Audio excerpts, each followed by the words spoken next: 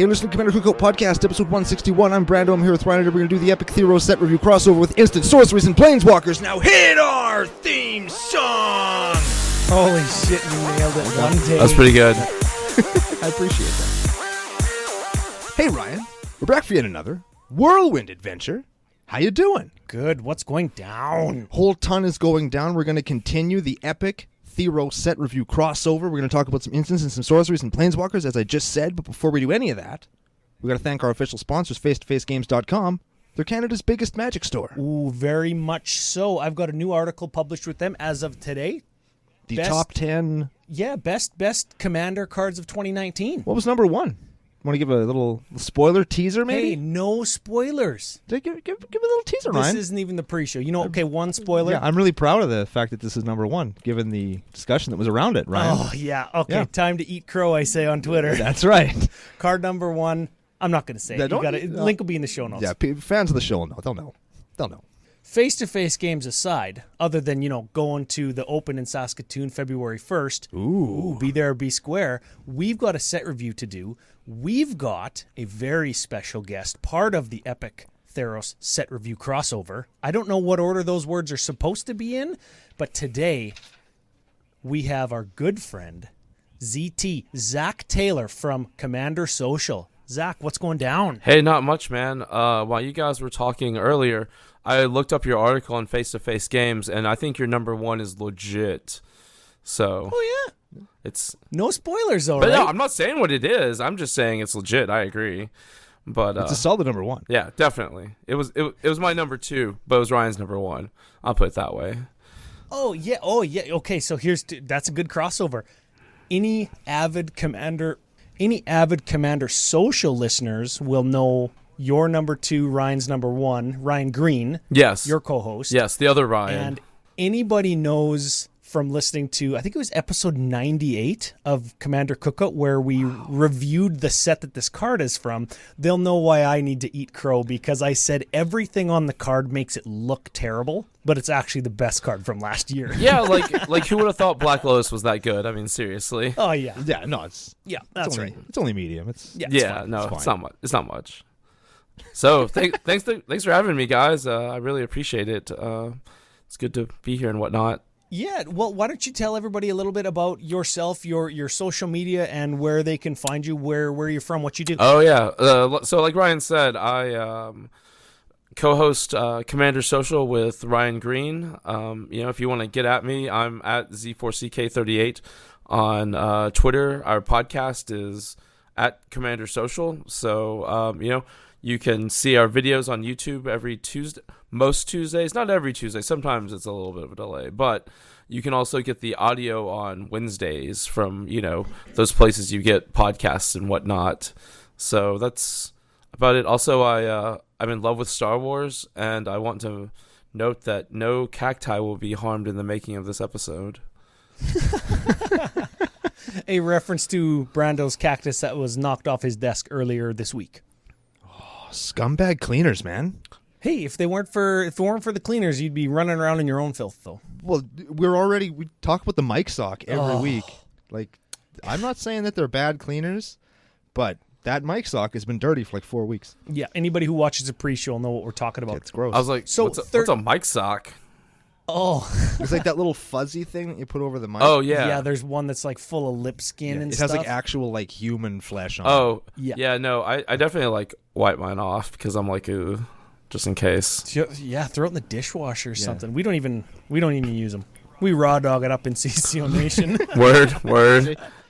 Safety first, everybody. Let's keep it clean, boys. That's right. So real quick, 30 seconds or less, Brando, let everybody out in CCO Nation, if they're new or visiting us for the Epic Theros set review crossover, let them know where to find us, and then I'll do some of the Epic set review crossover business. Okay, we are CCOPodcast and CCO Brando on Twitter and tappedout.net. That's where you can see our deck lists and stuff. No list this week. We're just going to talk about the set in general, or commandercookout@gmail.com. That's where you can send us love mail, hate mail, show suggestions, no nudes unless they are of Zack Taylor.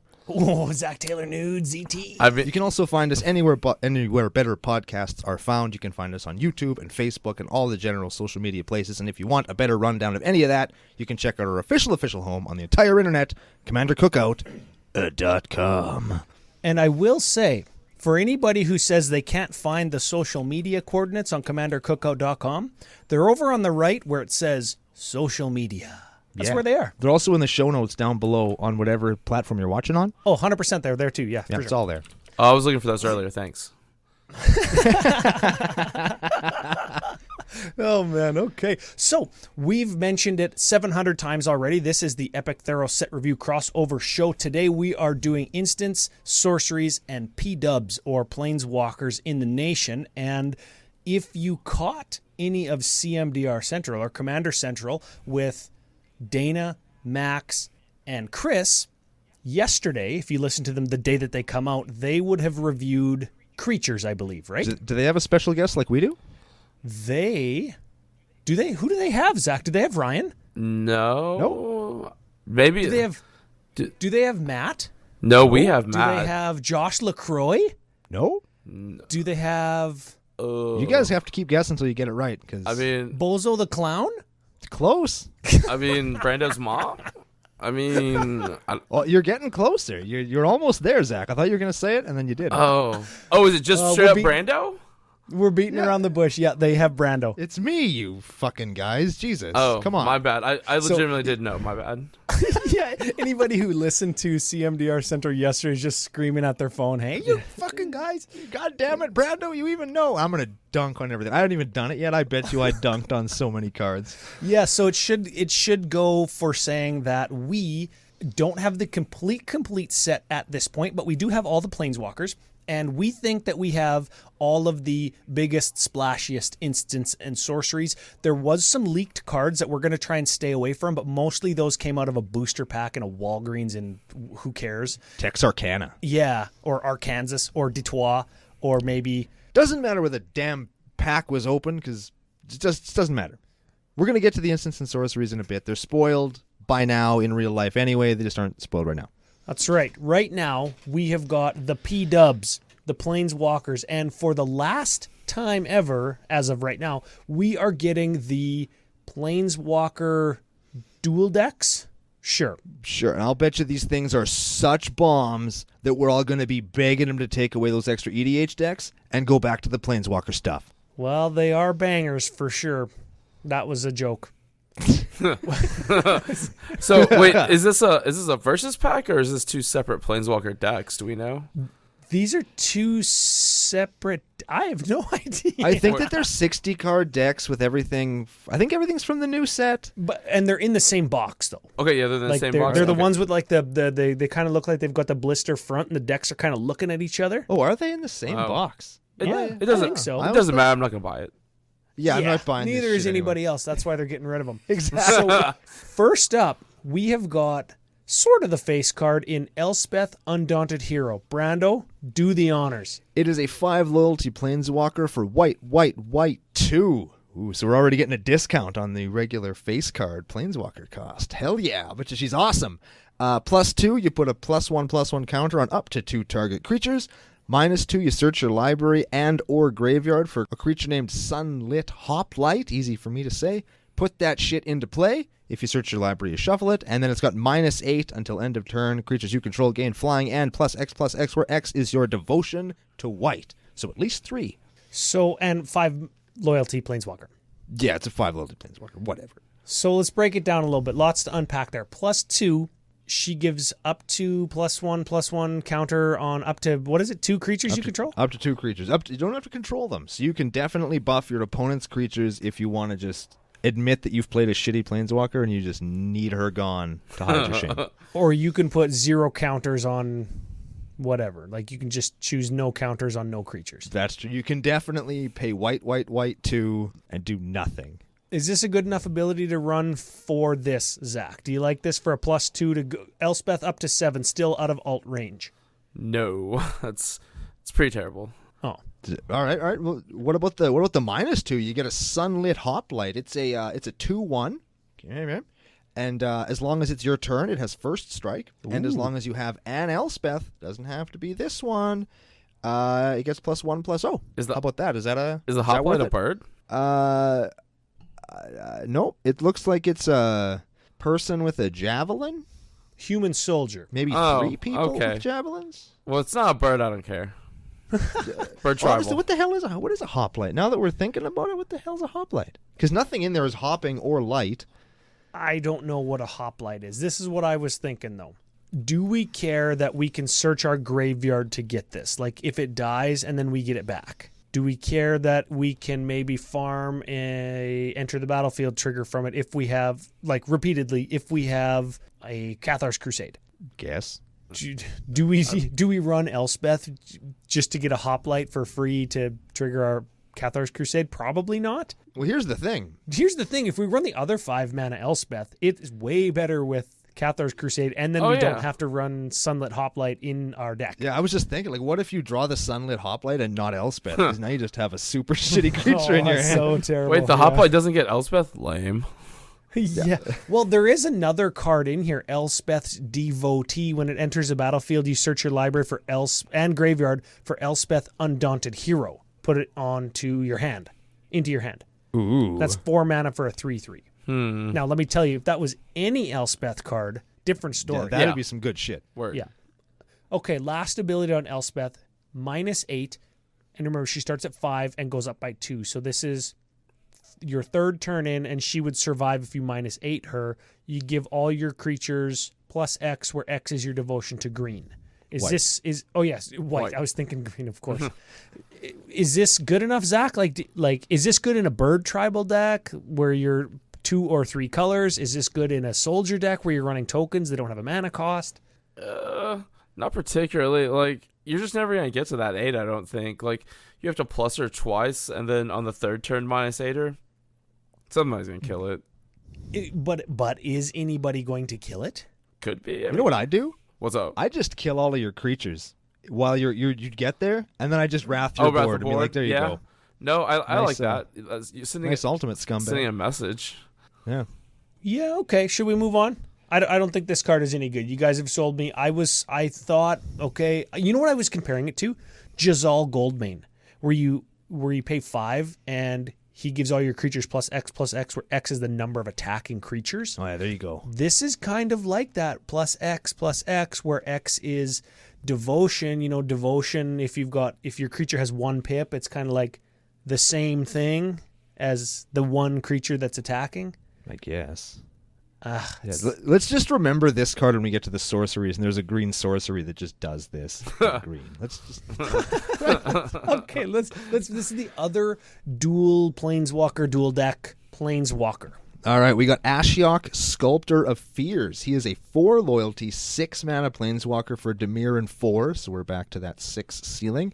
+2, draw a card. Each player puts the top 2 cards of their library into their graveyard. -5, you get a creature from a graveyard into play under your control. -11, you gain control of all creatures target opponent controls. Ooh. What do you think, Zach? I would totally play this. This card looks hella dope. Fam for some mill decks, I think. Okay, so this is. Let me see if I can dissuade you from playing this. Okay. I mean, I've already pre-ordered like 6. They were only like 15 cents. It's fine. It's fine. That's like $7.81 Canadian. Yeah, man. So 6 mana to -5 it to get a creature back from any graveyard, right? Yep. But you have to plus it first. So you're adding a mana onto something like Rise from the Grave or Zombify. But you get to draw a card for that 1 mana, which is like 1 card for 1 mana. That's a pretty good deal because you get a Planeswalker left over out of it and a Reanimate. But you got to wait a turn. So are people gonna like let us plus this up to 6 and then leave it alive for a whole turn of a whole Maybe they'll round around the table? Maybe they'll forget about Ashiok. It could Play happen. behind the chip bowl. Behind the chip. Are they gonna forget about it if I have like a Shield Druid in my graveyard? No. Probably not. They're gonna slap the shit out of it, and then you paid 6 mana and discarded a card to draw 1 card, and make your opponents all draw 2 cards. Because each player puts the top. Each player. So we draw a card, then we mill 2. Yeah. Oh, so we draw 3, sort of. Yeah. If we care about our graveyard. Ooh, that's bad. That's worse No, than I that's thought good. it was. I mean, yeah, for your opponents. I persuaded myself to play it, and I dissuaded Max Zach to play. No, it. Max and I are like the same person. I'll go on record. Oh man, I got Max Crandell on the brain. Max is just Zack in a Max suit. Oh, gross. That's why we've never seen them both in the same place at the same time, even though we totally have. I was like, even though we all had dinner that one night in Vegas. yeah, That was, I can duplicate. You just run back and forth really fast. Yeah. Like the Olsen twins. Very much so. So are we playing Ashiok? I won't. How many turns does it take before we can gain control all of our opponent's creatures? Do we even care? It takes like 5 turns. Ugh.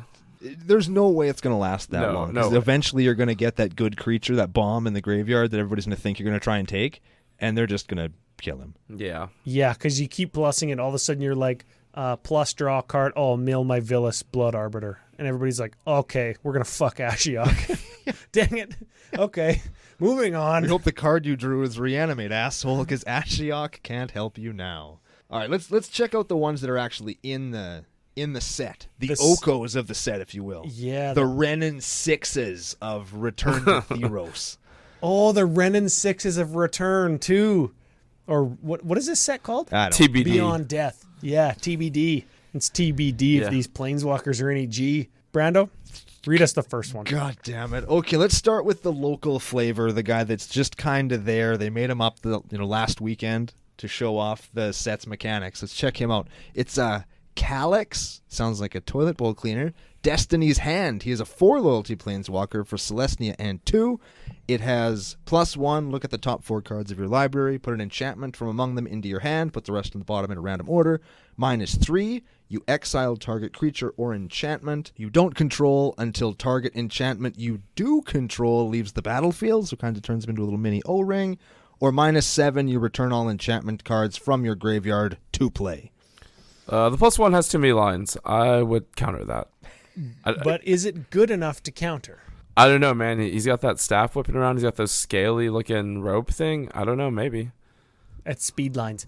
No, you know what it is? It's when you hold a stick in a campfire, and then you take it out and you wave it around real fast, and it makes like the little spark on the end smoke. That's what that is. I have done that before.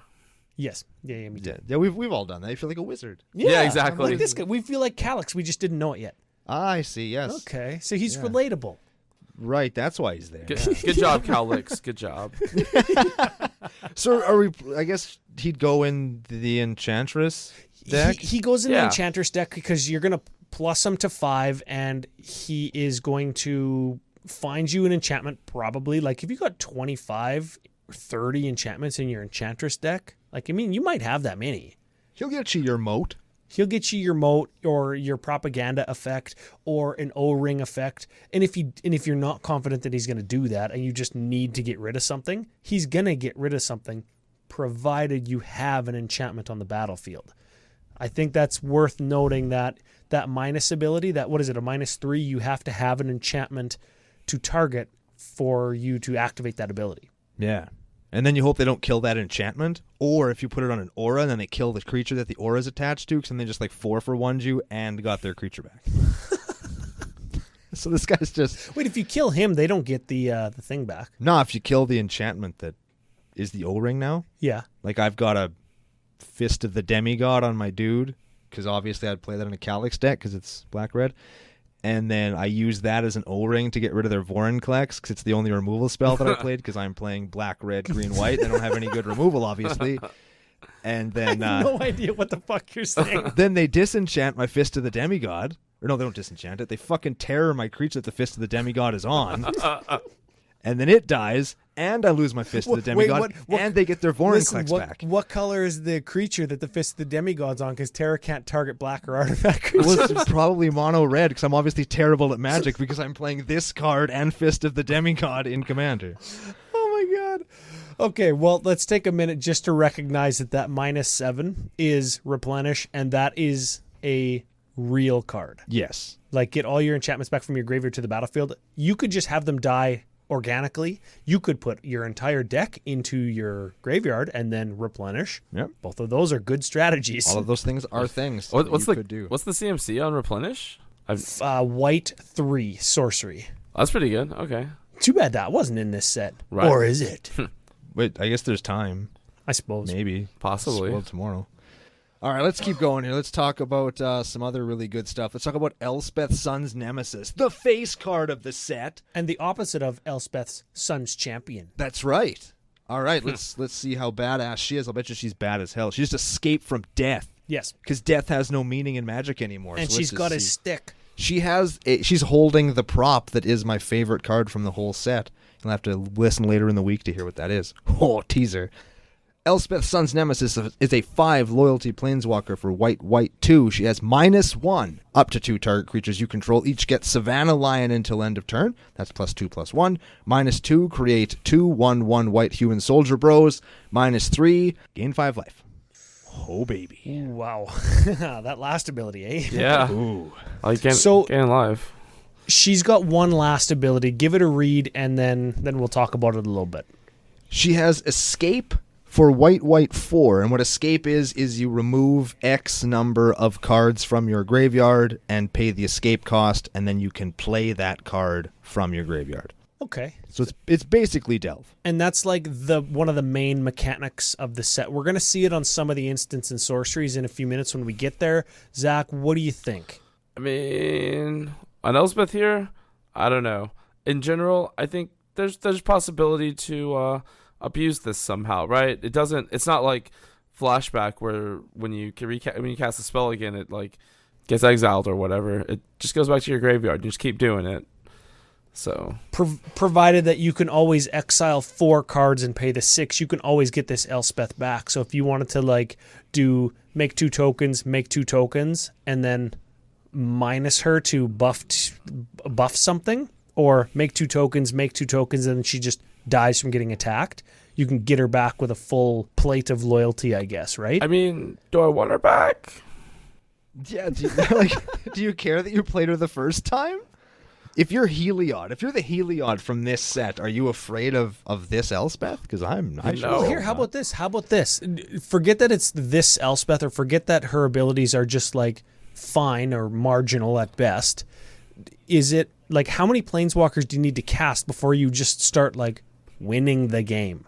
Because people are trying to kill them instead of you. If you pay 6 and exile 4 cards from your graveyard and gain your opponent's attackers in life because they're hitting her instead of you, like, does that start to accumulate an advantage for you? Like, is this card secretly good? No, yeah. Dang it. Yeah, I mean, in answer to the first part of your question, how many planeswalkers do you have to play? 2, and one of them can't be Elspeth Sun's Nemesis. Okay, maybe we should move on. Okay, all right, last one. And this one I think is actually the best of the 5, which granted isn't super high praise, but he's pretty good.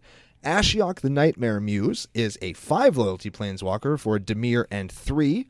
He has +1, create a 2/3 blue and black nightmare creature token with, whenever this creature attacks or blocks, each opponent exiles the top 2 cards of their library.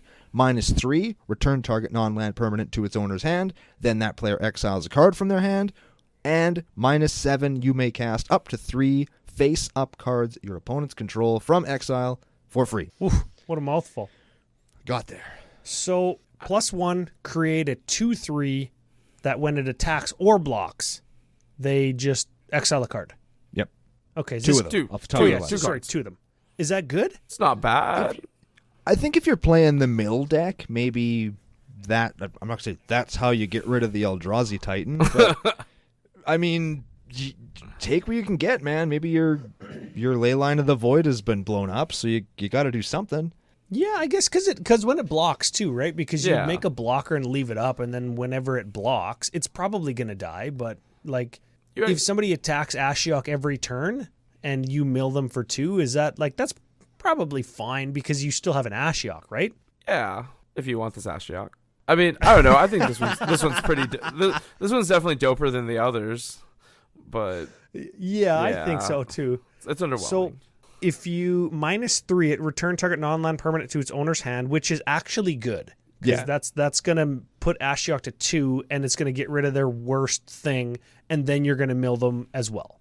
They're going to remove a card from their hand. So I mean, if they're top decking it and you bounce their thing back, you remove that. Oh, that's right. Yeah. Yeah. Okay, this got way better then. well, Yeah, the second ability isn't terrible. yeah, it's not. And the thing is, like, exiling a card from the hand is different than from the top of the library, right? Like that's an actual thing they had, right? That a resource they can just no longer use. I don't know.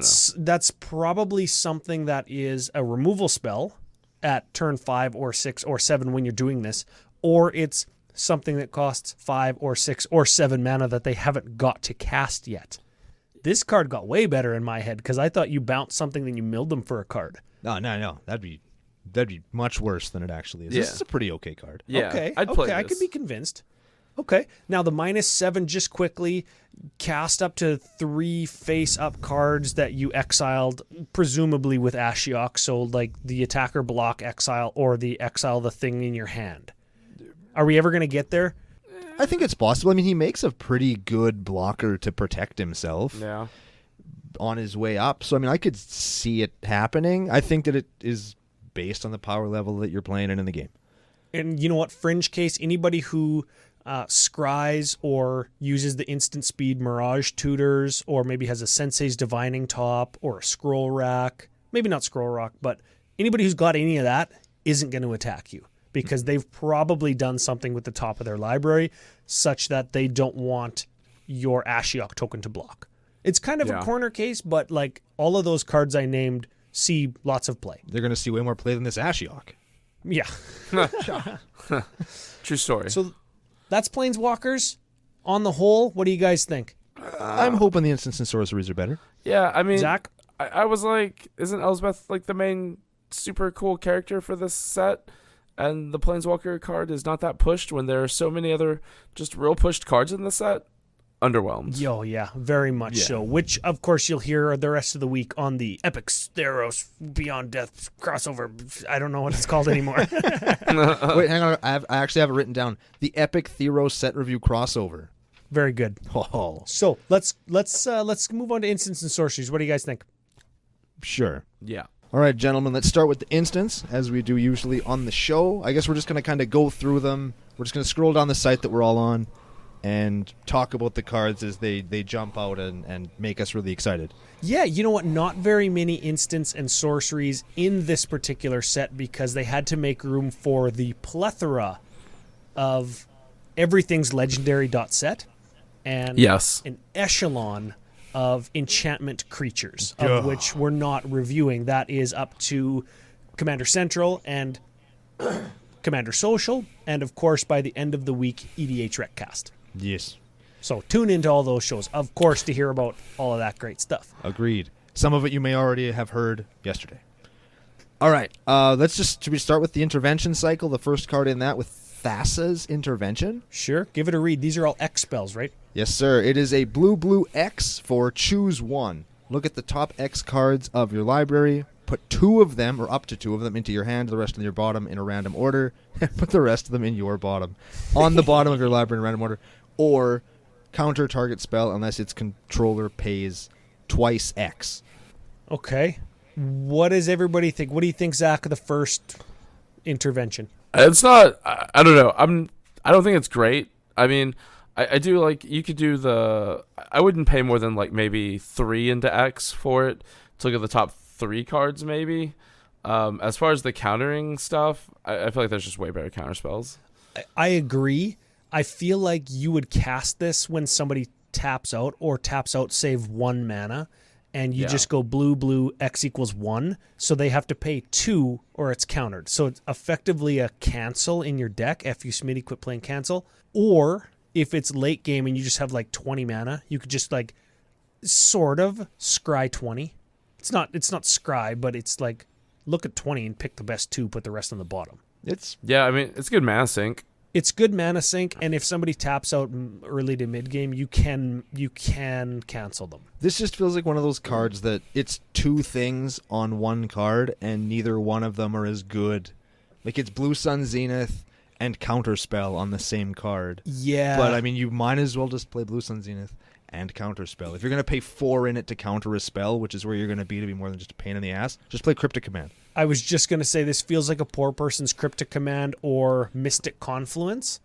And I think that we're going to see a theme that you just hit on in that it feels like they just mashed 2 things up and purposely made the 2 things like, ugh. Yeah. Let's see if the next intervention's better. Sure. Okay. The next one is Erebos' intervention. It is black X. Choose one. Target creature gets -X/-X until end of turn, and you gain X life, or exile up to twice X target cards from graveyards. Sure. I don't know, Zach. What do you think? This is probably an early game removal or late game counter your reanimation spell. Am I right? Yeah, probably. Like, I don't know. I could see the using the first mode, the target creature gets -X/-X till end of turn, and you gain X life. Late game, just to get life, it's like, oh well, I'll kill a creature too, but really, I'm just wanting to gain life here. As for the exile, the cards, I mean, I don't know. Take it or leave it. I think that's the better mode, actually. Really? Yeah, I think so, because it's an instant, right? And they're reanimating something, or animate dead, or dance the dead. It just shuts that off. Yeah, that's true. At the cost of black 1, really. Brando, what do you think? Yeah, I think it's fine. I don't know. I think there's enough really, really good graveyard hate already, and I think that the first effect is pretty marginal. This is, well, and you know what this is? Again, this is fine graveyard hate, and this also incentivizes us to play graveyard hate in that we can just cash it in for life or to kill a creature if we need, right? Everybody needs to play more graveyard hate, I think. Yeah. I mean, Ryan, how'd you feel that time that I played that Grafdigger's Cage You when we were playing? motherfucker, I knew you were going to bring it up. I knew I was. It's always going to happen, my friend. Yeah. I wish that I had a destroy target artifact when that happened. Oh, man. Here, listen. Next Vegas rotisserie or next whatever we're doing in Vegas where we have to draft a commander deck, I'm going straight graveyard, baby. I gotta do it. Live hard and die with a vengeance. So Hodaddy's going to be your commander again? Is that what I'm not making any provinces. I'm not making any promises, but I'm telling you. But yes. Yeah, that's what he's I'll be saying. watching out for Grafdigger's Cages and the like. Legit. Next two interventions, they're both sorceries. So we're going to jump to sorceries real quick, but we'll get them knocked out of the way just because they kind of feel the same. All right, we're going to play Big Perf's intervention. It is red X. Choose one. Create an X1 red elemental creature token with trample and haste. Sack it at the end of the next end step or the beginning of the next end step. Or Perforos' intervention deals twice X damage to target creature or planeswalker. I'm going to let you take this one. This is shit. But this it's got Earthquake. I can get a 7/1 for 4 on a card that I wouldn't play in Commander at any point in my life ever, which is what the first mode is, and I can do twice X damage to target anything if I just play Earthquake. So why am I playing this? I was going to say it's Blaze, not Earthquake. Sorry, everybody. Yeah, it sucks. Zach, do you agree with Brando's evaluation? Yes, so much. I was like, I'm gonna say I don't like this card, and they're gonna be like, oh no, it's really good because of this. And I'm gonna be like, no, but yeah, no, this card is trash. But so it has it's like, haste. oh, yeah, I can make a 7/1 haster, and then someone's like Doomblade, and it's just gone. I'm like, oh, well, that was a lot of effort for nothing. Or I can double fireball you. I've got a 1/1 with first strike. Nice 24/1, bro. Yeah, you know what? This one feels like a limited card to me. It really does. They all kind of do, but this one, a lot of them do. Especially, it does. This is the card in the pack that you open it and you flip it over and you drink, because that's the game we're obviously playing. Oh yeah. And then you just feel shitty. Like I spent $5 on that pack. Ooh. And now like I have nothing. That's real life. I'm gonna leave this on the table for some kid. Maybe Nylea's intervention's better. I think that this one is touted as the best intervention, but I don't know. Let's see what you guys That bar's think. pretty low. The bar is low. I mean, if the card doesn't say punch yourself in the balls on it, it's probably better than these other 3 cards you've talked about. Nylea's intervention is green X. Choose one. Search your library for up to X land cards. Put them into your hand, then shuffle your library. Or Nylea's intervention does twice X damage to each, not just one, Perforos' intervention, creature with flying. That is a card. X lands into hand, so that is Sylvan Scrying times X. Yes. Good? Very good. Zach? D's plus. Okay, I like plus. I'm getting my Field of the Dead. Oh yeah, 100%. You're getting your Field of the Dead and everything in your lands deck, right? Yeah, my Cabal coffers, my Urborg, And everything. You're wrecking the dragon deck, the angel deck, the bird tribal deck, #birdtribal. You're wrecking the flyers deck, right? Yep. Or the Kalia deck, or the random flying commander. Like, you're just wrecking their day. That's right? just a good ass Yeah. card. You like that one? Oh yeah, you're gonna play that in your in a lands deck. I mean, I'm biased because I'm gonna windmill slam this in Omnath to get my Ancient Tomb and my Gaia's Cradle for 4, and then just play them both because I can always play more than one land in a turn, Yeah, that's right. and I'll be miles ahead. What about your Windgrace deck, Zach? Do you have Miles ahead. a lands deck, or like anything that cares about lands like that? Is there one of those in your meta? I personally have one. So it's not an EDH deck. It's a brawl deck. Not brawl deck. It's a Oathbreaker deck. Sure. I have a Lord Windgrace Oathbreaker deck that's got all the land shenanigans in it, and this would like just go straight into that. Okay. Because I need them lands. This is a solid. I like this one. Yeah, with like Lord Windgrace, like if I'm even having those lands in my hand, I can discard them to Windgrace to do that thing that he does that's good when you discard a land. Yeah. I think it's like draw 2 cards or something. Yeah. And I can get it back later. I'm not worried about it. And then, I mean, basically, you're gonna have a lot of mana in green anyway. Mid game when you're probably getting attacked with a bunch of flyers. So you're like, oh, I've ramped a bunch, so let me go ahead and just wipe those flyers off the board. Yeah. Yeah, I like this one. I like it. It's good for X equals 1 or 2. It's good. It's fine at X equals 1. It's good at X equals 2. At anything X equals 3 or higher, all the way till the very late game, probably also good. It's a solid ass card. Yeah. Okay, let's go back to the instance and see what else we can kind of drum up there for some excitement. All right, we have Attack on Titan, or Eat to Extinction. Yeah, as that somebody guy, might see it. kind of Attack on Titan mouth, kind of like a gorilla showing all his teeth and gums mouth. Eating a dude. Yeah, what does it do? It is an instant for black 3, exile target creature or planeswalker. Look at the top card of your library. You may put it into the bin. So I think the only thing we care about is like exile a planeswalker, or do we care about like the mill? Do we care about I don't know. It costs 4, but it gets a planeswalker. It says kill target creature or planeswalker, surveil 1. That's what it says. Yeah. I suppose, yeah. Nothing wrong with that. I think that's playable and it's fine. Yeah. You know what? I think destroy target creature or planeswalker, we've seen. This is exile. So this should cost 3 really, but then we can surveil 1. Yeah. Sort of. Yeah. For the exile, I'll pay the extra. Okay. Yeah, I think it's good. What about the whitest green card of all time? Oh, why is this card not white? Mystic Renewal is an instant for green, and you tuck target enchantment. That means put it on the bottom of their owner's library. Instant for green, put an enchantment on the bottom of its owner's library. Not only, green does get rid of enchantments, so I will bow my head to that kind of portion of the color pie, but just white is what like white does for removal. Just pay white and deal with anything. Now green does that now, Ryan. Apparently, green does everything. I'm fine with that. Yeah. Green's just pushed in the set. You know what? I'm fine with this card. I'm happy that card exists. It's in the Enchantress deck, right where it probably belongs. It's a fine card. I think that if you want to deal with enchantments and you're playing green, this is better than maybe better than Naturalize, as long as there's no pesky artifacts that you also have to take care of. I'd rather just play Force of Vigor. Oh, also good. Balling out of control. Also Zack. good. Okay, moving on. All right. I hate it, but I like it in Whirlwind Denial. Ooh. Because it sounds kind of like what I say at the beginning of the show where you go on a whirlwind adventure, except it's a whirlwind Denial. And they totally talk to a blue player for that flavor text, which is, and I quote, no, and no. Because that's how they'd say it. Yes. Because they play blue and they're smarter than you.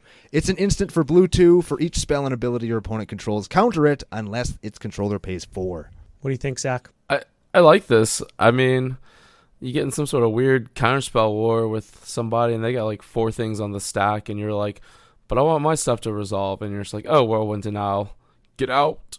Is this sort of like Flusterstorm? Counter target instant or sorcery unless their controller pays 1 and it has Storm. So you just like pile up all your Flusterstorms on the one thing you want countered because they cast a whole bunch of other stuff. But this is just like, well, you're going to have to pay triple for it, but it's going to get rid of everything that they did.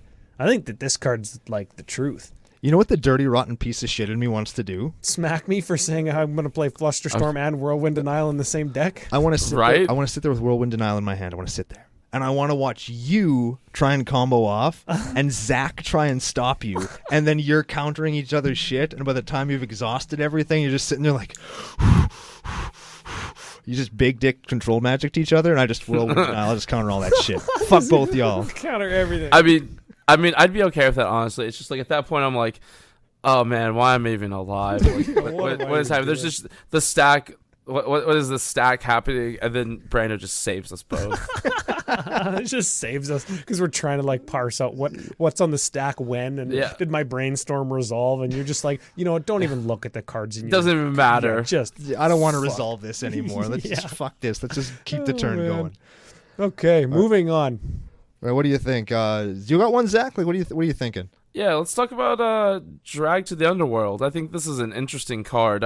I'm undecided on it yet, so maybe you guys can help me decide on it. It's 2 black for an instant. It says this spell costs X less to cast, where X is your devotion to black. Destroy target creature. So straight up. Like, I think it's legit. Like, I think I would play this in a black deck. Like, I'm gonna have permanents in that deck. You know, my Underworld Connections is out, and suddenly this is just black. Like, I think that's good, right? I think it's good too. I like unconditional. Like I don't want it to say non-black. I don't want it to say non-artifact. I would like to say. I'd like it to say not regenerate, but that's not. Who cares? Black, kill anything. It's good. It's solid, yeah. I like it. I mean, it's better than Victim of Night, right? Because it doesn't have all of those non-werewolf, non-vampire things. Yeah. So it just kills a thing. It's going to cost you 2 because you're playing it in a black deck. Yeah. I like it too. I wish it said destroy 2 target creatures and it was like black 5. Oh. Or black 4 or something, right? So you can get 2 things for black. Oh, baby. Double path in black. I like that. Now, what about you, Ryan? You got one that you're digging on? Well, speaking of the black removal train, how about Final Death? Instant black 4, exile target creature. And then there's a period, and that's the end of the words on the card that aren't flavor text. Yes, that's it. Holy shit. Just exiles it. It sticks a peg through it, and you're stuck in the underworld forever because you're stuck on this peg. That's what the art is. I see this card in the stack, and I'm just like, well, there's more than 5 lines. I don't know if it's card text or flavor text. Let me go ahead and just Whirlwind Denial this puppy. Get out. And it costs 5, so I can't even pay the extra 4. So this is I mean, you're getting someone else's Vorinclex with it, and I'm like, no, you're not. The last one I want to talk about, the last removal spell that I want to talk about is Triumphant Surge, just because I think it should cost white 1. And I don't want to be the guy that says, oh, this should be like this. This should be like this. Obviously, I'm not a game designer. They know more about the cards being printed than me. Destroy target creature with power 4 or greater. You gain 3 life. I just wish that could have been included along with the top tier of white removal and be, white or white 1 and be like one of the removal cards. But, you can't get them all, so it's fine. Yeah. Then we've got I'd be okay with it if we were 2 than white. I'd play that. Yeah. We've got a quasi reprint of Thirst for Knowledge and Thirst for Meaning. It's the exact same card. Blue 2 for an instant, draw 3 cards, then discard 2 cards unless you discard an enchantment. Thirst for Knowledge was discard an artifact. But I don't know if this is going to see a lot of EDH play, but it's fine. I think the Enchantress deck wants it. It's a draw 3 for 3, which is above rate. Sorry, it's a draw 2 for 3, which is kind of on rate. I don't know, man. I don't know. I think this card's fine in like your Enchantress decks, but outside of that, I don't even know. I wouldn't play it. Do people play Thirst for Knowledge in EDH where artifacts are way easier to abuse? I do. You do? Is it that good? It's aight. Is it better or worse than like Ponder, Preordain, Brainstorm, Opt? So I think so because I don't know, just like the whole cantrip thing. I don't do a lot of cantrips in EDH, but like when I know it's good in an Emery deck, right? So Emery, it's like draw 3 cards, okay. Oh yeah, and then discard an artifact, and Emery discard wants you to do that. Lotus Blossom or Lotus Petal or whatever, right? Like for that's the deck I have it in, and it's pretty good there. I can't speak up to it otherwise. Yeah, and I'm sure like anything that's going to play like whatever replenish Calyx or whatever's going to get enchantments back from your graveyard, like it's going to want this. So if that deck starts to exist because of this set, or if it already does with the Bant Enchantress Commanders from last year, then this card will probably go in that deck. Yeah. It's good. It's fine. And we've got Thrill of Possibility. I'm just going to mention this one real fast. Red 1, instant. As an additional cost to play it, you discard a card, you draw 2 cards. It's one of those boring removal spells I talked about last week where it's fine. But there's a million cards that do the same thing. Yeah, it was Here's another printed one. originally in Eldraine, and I think they're probably just wanting to keep it in standard longer, so they just reprint it. Yeah. Speaking of reprints, Yes, reprints indeed. I'm pumped about this one. this is a good one. I'm excited for this. We have an Idyllic Tutor. Oh, baby. Zach, why don't you give it a read? Idyllic Tutor is a sorcery for 2 and a white that says search your library for an enchantment card, reveal it, put it into your hand, then shuffle your library. This is dope and does dope things, and I want a lot of these because they're cheap right now. Very much so. Idyllic Tutor peaked out at, like, what did I say before the show? $40? Like 40 or 45. Yeah, and it is for pre-sale now on anywhere in the land of the free. I'm not sure where you get cards, anybody, but you should get them at face-to-facegames.com, Canada's biggest Magic Magic store. $7.99? It's good. Wow. Yeah, right? That's where I've seen it for not that cheap here. Maybe I'm gonna have to like have it like shipped in from Canada. Like this one is tanking. Like the original price of the Morningtide one is tanking or whatever, and I don't know, like, if we already have Enlightened Tutors, is this better, or is it in addition to? Because this is sorcery to hand. Enlightened Tutor is instant to top of deck, but you can do it at end of turn. Preference, anybody?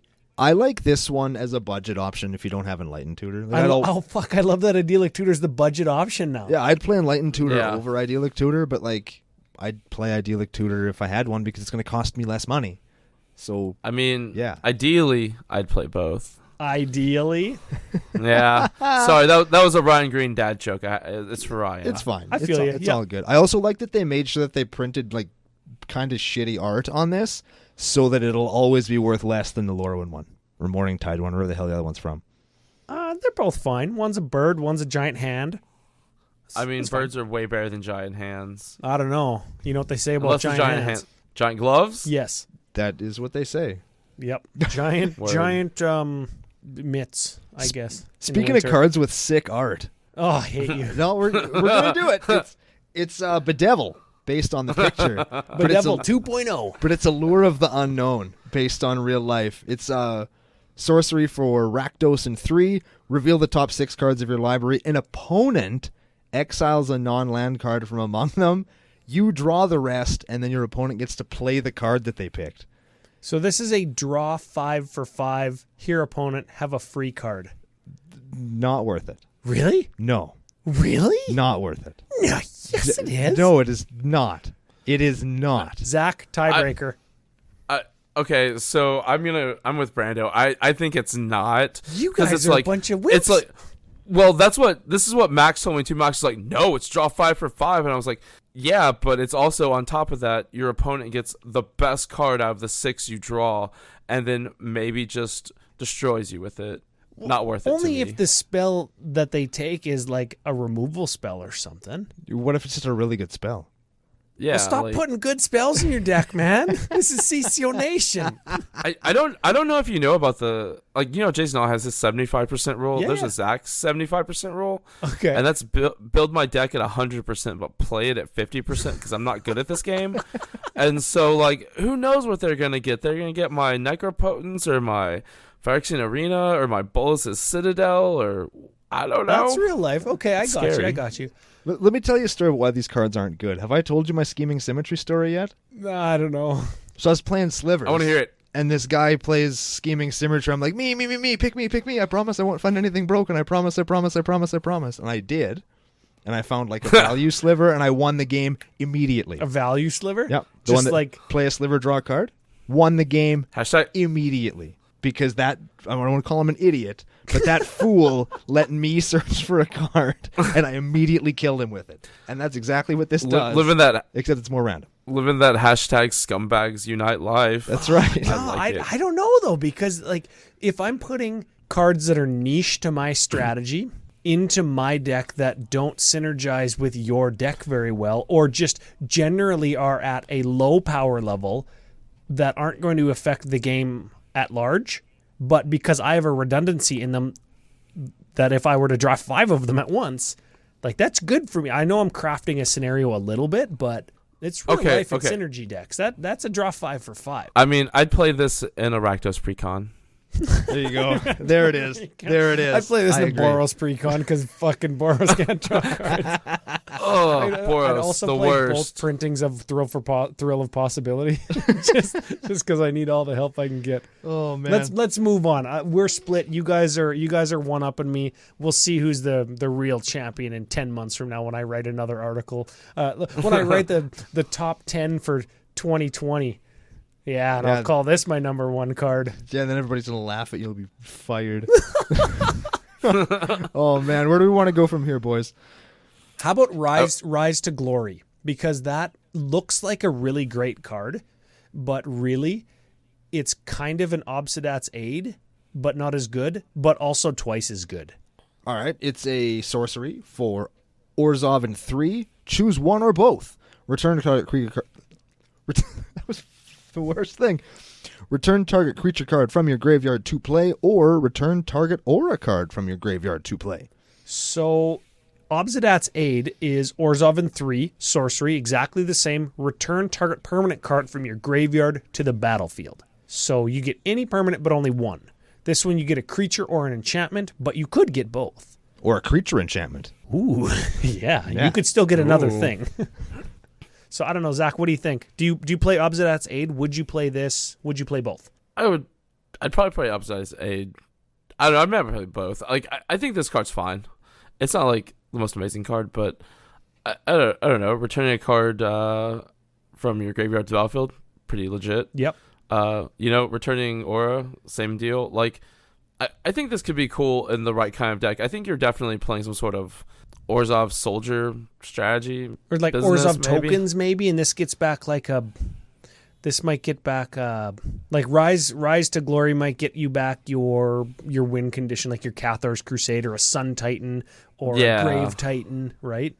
But yeah, like I could see that. Like I used to run an Isle of the Eternal Pilgrim deck. I'd probably play this in there. Yeah. You know what Rise to Glory doesn't get you back, though? It doesn't get you back your Ashnod's Altar, and Obsidat's Aid would. So Ashnod's Altar being like the combo win con when you got like double death triggers or double Panharmonicon enter the battlefield triggers. You know what else I would it gets never back? build a deck like that. Yeah, okay, sure. What else does it get you back? Totally have. It gets you back your Sir Conrad and that goddamn enchantment that gives Sir Conrad Infect in all of those goddamn Aristocrats decks. I am so sick of Aristocrats decks, and when I have more time, I am gonna... I'm so sick of that crap. You know what you do then? Just play everything that's like buffed green up over the last 12 or 13 months. There you go. There you go. You're sick of... Aristocrats are so 2018, Brando, except for Sir Conrad. Except for Sir Conrad. Literally in the last 3 weeks at EDH&M, every single game I've played, every single game, there has been an Aristocrats deck. Yeah, that's real life. So. Remind me not to play Yawgmoth against you. Oh, he is the Aristocrats king. Whatever. I ain't chicken. I ain't afraid of nothing. Let's move on here because I think there's maybe 1 or 2 more cards, and then we've got a little surprise for everybody. Ooh, I love surprises. Can I do the next one? Can I pick the next card? Yeah, sure. Let's pick the one that makes that first Elspeth we talked about totally irrelevant. Do it. Cloythesis Design. Oh, is that how you say that? That's how I say it. I was saying Clothis. Clothis. Oh, okay. Whatever the hell. Zach, tiebreaker. Dude, I don't know. You're both right. There we go. I like to hear that. I like that. Green 5, creatures you control get +X until end of turn, where X is your devotion to green. Clean, simple, make your dudes giant, slap somebody's face off. Beat wholesale ass, as we say here. Oh, I do like beating wholesale amounts of ass. So I don't know. I think that's fine. You can play that. Oh yeah, that's good. That's your 6 mana overrun effect for this set. And if you want another overrun effect, if you want another one like a 4th or a 5th one, then this is a good one. Overrun. Yeah. Well, you could run this if you're already running overrun because overrun only costs 5, right? Yeah. Oh, but yeah. I mean, like overrun is the baseline. Everything else is either more mana but gives you more buff, or less mana gives you less buff. So, I don't know. Take your pick on where you want it to fit into the curve. This one is just another one of those. Yeah. So I feel like what's left is mostly, I think most of it's kind of junk. Do we have a grand finale card? So before the grand finale card, there's one card I would like to mention, and that's Sweet Oblivion. I was just looking at that one. Like, I think this card's abusable. It's 1 in a blue for a sorcery that says target player puts top 4 cards of their library into their graveyard as escape for 3 in a blue. I mean, and exiles, so you have to exile 4, right? So this puts 4 into the graveyard. But you target yourself. You target yourself, exactly. Right? And in a self-mill strategy, I think this is abusable. 100%. Like, I'm totally going to try. Yep. This, along with that Merfolk, there's a Merfolk that you could probably self-mill yourself in limited. Like in a 40-card deck. Because there's 3 Lab Maniacs now. Is there 3? Yeah. Well, there's that thing. There's Lab Man, and there's that Jace. You can play all of that. Oh, yeah, that thing I was just talking about is the new Lab Man. Yeah, the thing that they released it. They previewed it today, right? The new Lab Man thing. Yeah, today. Everybody will know what we're talking about if they listen to the Commander Central episode that you're on. Yeah. Yesterday, tomorrow. That's right. And you'll make sure to talk about that Merfolk that works with Sweet Oblivion and is a Lab Maniac. Yeah, I'm going to talk about that right after I challenge Dana Roach to a fight. Excellent. Do it. Yeah. I think big. he's gonna win. He's definitely gonna beat that A on you, but you know. Yeah, you know what I think? I think that is our climax card right there. Yeah, just imagining Brando and Dana fighting. Like an actual fight. Yeah, I like it. Yeah. A sweaty one because it'll be in Vegas. Yeah. Yeah, you have to take your shirt off to fight. That's how adults fight. Oh yeah, no 100%. shirt, no shoes, just like Fight Club. Yep. Exactly. Okay, I wanted to do a little bit of a surprise thing, and this was an idea that I had discussed with the group of us that are doing the Epic Theros Beyond Death set review crossover. Did I get it? Yep. Sure. Your favorite card outside of our own category. Oh. So, I don't know, Zach, if you've got yours picked. I'm pretty sure I do. I think that Brando might have had his already because he might have mentioned it, and I for sure know what mine is. I'll do mine real quick while Sure. you scroll to yours and Zach picks his. I like Shadow Spear. It's a 1-mana artifact, legendary artifact. It's an equipment, but I don't give a shit about that. Equipped creature gets +1/+1 and has trample and lifelink. I don't give a shit about that. What I give a shit about is the 1 permanents or opponents control, lose hexproof, and indestructible until end of turn. And it doesn't need to be equipped to do that. I love that. I'm so happy that there's finally an effect that just takes away that non-interactive board state that your opponents sometimes build up. Well, there is like Arcane Lighthouse. Well, yeah, but and that Spotlight card doesn't get rid of indestructible. This gets into this one? Yeah, it takes away indestructible look at and that. hexproof. Like it gets rid of Avacyn shenanigans. It levels the playing field back to... I love this card. I love it. Yes, you can get rid of Avacyn Indestructible and you just kill her and then everything loses Indestructible. Or you just kill all their stuff because none of it has Indestructible anymore. Because all of their permanents lose hexproof and Indestructible. Yeah, you just... Yeah. Oh, yeah, okay. Shadow Spear, you just stick it to Avacyn. Yeah. It's what's her name? She has 2 planeswalkers in this set. We talked about her. We're going back. Elspeth. It's Elspeth's weapon and it hoses original Elspeth's emblem. Ooh, deep cuts. Yeah. Deep cuts, baby. So that's mine. What's yours, Red? Mine is definitely Underworld Breach, and I don't think it's any secret that I love playing Zadahedron Grinder, and I think it's certainly no secret that I love me some Yawgmoth's Will. Mm-hmm. And this is an enchantment for red 1. Each non-land card in your graveyard has motherfucking escape. Yeah.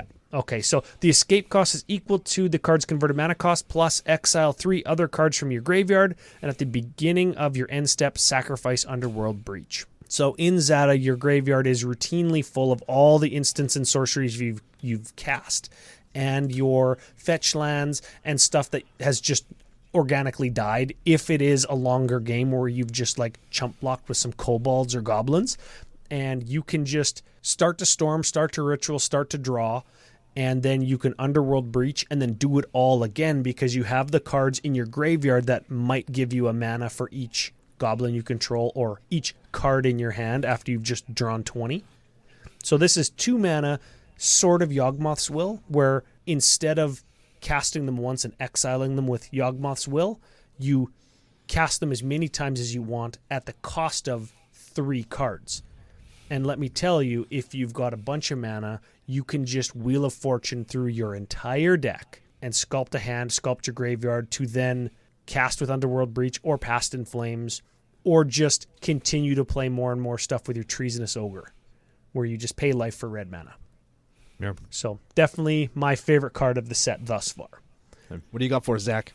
All right. You can't judge me too hard on this. Oh, we'll be judging. Too late. Yep. It's Nyx Bloom Ancient. Oh. It's a 4 green for an enchantment creature elemental. It has trample. It's a 5/5 and says if you tap a permanent for mana, it produces 3 times as much mana. So 3 times. Yeah, and like the thing is with like, so here's my like a dream scenario. So first I have to have I'm playing Sultai in this scenario. Sure. And so I've got my Leyline of Anticipation out, and I've got my Cabal Coffers and my Urborg Tomb of Yawgmoth out, and then I flash in at the end of someone's turn, Nyx Bloom Ancient, and then I just expropriate the table. That's what Zach's dreams are made of. Just all your favorite cards. Yes, just all my favorite cards being jammed into one impossible scenario. That is a mighty card, right? Have you guys listened Yeah. to CMDR Central with me and Max and Dana yet? Nope. Oh. But we will tomorrow. Yeah, you will. Yesterday. Yup, because I have all sorts of someday. thoughts on this card that I'm going to save for then because I don't want to just sound like I'm saying all the same shit over Yeah, again. that's right. I can't help but think of Legit. anything that just like says it produces double, because then it produces like double and triple, right? We were talking Oh, about man, it. this card is earlier, legit. Yeah. You got mana reflection in this, and you're just Off you're to gonna the have, races, You can have baby. so much mana that you can't use. It's going to be awesome. Yeah. Writer replication, so you got 6 of these? Yeah. Oh, Anyways, man. we can't get into it. We can't get into it. It's not our set review, but I'm It's sure not you're even going to do legendary. Yeah, exactly, right? Because it needed to be legendary. Can you fucking imagine Oh, if it was yeah. somebody's commander? No, Oh, my we don't God. want that. no, nobody wants that at all. I do. Scumbags unite indeed. That's it. So those are the instants, wearing the the shirt. sorceries, and the walkers, boys. What do you think?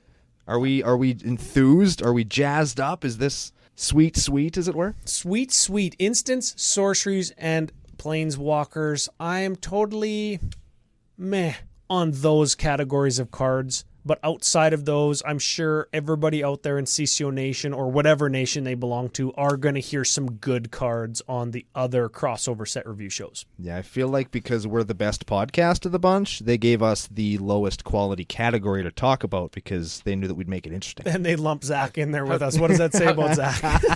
How did they know?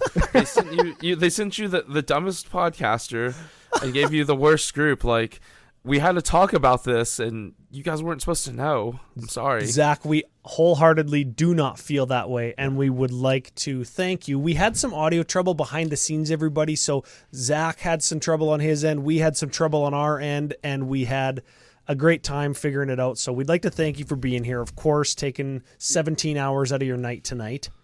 Hey, no, I wasn't doing anything else. And also, like, thanks for having me, guys. Like, it's an honor to be on anyone else's podcast. I didn't even want to want me. I just feel honored. So let everybody know where they can find you and when your set review show is going to be launching, so they can find you there if they don't want to just click on the link to your show in our show notes. So if you want to find me, I'm on Twitter at Z4CK38. If you want to find my podcast, Commander Social, or I co-host it with Ryan Green, that's at Commander Social. Our show is going to air on, I'm clicking in an email real fast, is going to be the day after you hear this. So tomorrow you will be hearing us review artifacts, enchantments, and lands, and there's not a lot of them. But yeah, and also if you like what you hear on our thing, we have a Patreon. It's patreon.com/commandersocial. We do some cool stuff there. There's cool things we do. So yeah, that's about all I have. And again, thanks for having me, guys.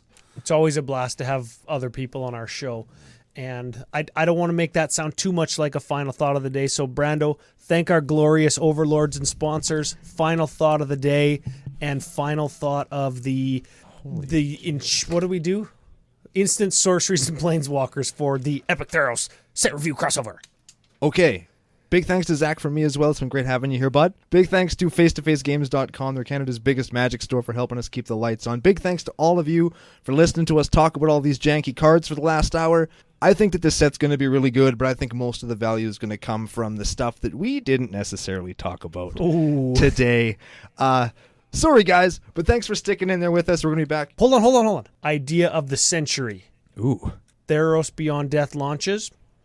Open flippy.drinky on YouTube. Yeah. You already had that planned? Like you had it scheduled in? Yeah. Oh. Yeah, it was in my brain already. Continue. Okay. Speaking of continuing, we're going to see you on the next episode of Commander Cookout Podcast. Hit our theme song!